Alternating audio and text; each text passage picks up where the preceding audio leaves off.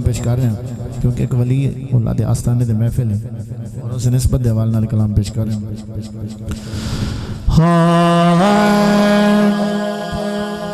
लजपाल सावल लजपाल सावल वो लगिया निभा को जी ते कमली नुगल नाल लाचा लजपाल सावल सावल सावल लजपाल सावल वो लगिया निभाचा को जी ते कमली नुगल नाल लाचा लजपाल सावल के वसदे आसे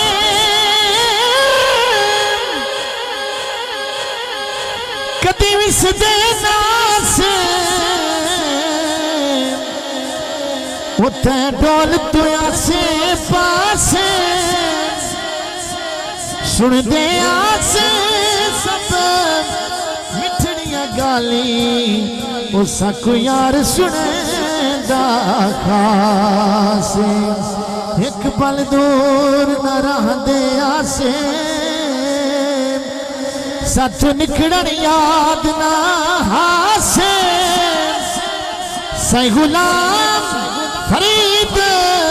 ओ दिन चंगे यारो ओ जेड़े यार दे नाल निभासे के कोची ते कमली नुगल नाल लाचा लजपाल सावल के लुटड़ी भी गईया वो फुटड़ी भी गईया सोना तुए मुख वटाया ओ पागल मथैया अग्गा काई ना कर सा ना ना ना ना ना अग्गा काई ना कर सा वही बख्शो खता को जी ते कमली गल नाल लाचा